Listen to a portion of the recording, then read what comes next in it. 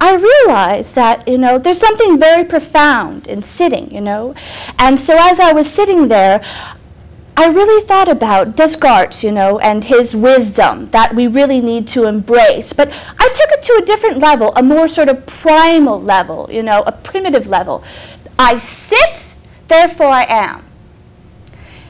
And as I was sitting there, I realized that my PhDs really meant nothing, and that I need to save humanity from the decline of humanity and help people get back in touch with that primal sitting monkey position. I'd been alone for a really long time, so I decided the best place to go to connect would be the local mini mall, you know, and it was around Christmas time, so I went to the center of the mall, and I sat down in kind of like a crouched position, you know, what people would call squatting, and I picked fleas out of my hair, and I made sort of like monkey sounds, you know, like, ah! You know, and I shouted, in between the monkey sounds, I shouted, I said, Santa is a monkey! Santa is a monkey. And people really got it. It really hit home, you know.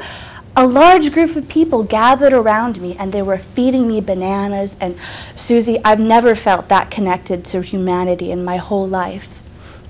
A woman, she went all the way to Ben & Jerry's, which is at least 5 floors up, and she brought me a banana split.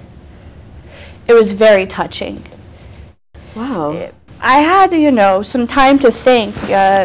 I was in jail, you know, for a little while, and I thought that, you know, maybe my theory was just too radical for most people. You know, they need someone they can relate to, you know, someone who is light and buoyant, you know, and full of energy, and someone you want to be, like Merv Griffin, you know. There's something very special about him. So what did you do? Decided I was going to camp in front of his apartment. So I took off all of my clothes, and I bought a big black dildo because, you know, he swings the other way, or so they say, you know. I didn't know that. And so I took the dildo and I attached it to my groin, and in between sort of like primal gyrations, I shouted at the top of my lungs my favorite quotes. The first by Socrates, "Thine art what thou art."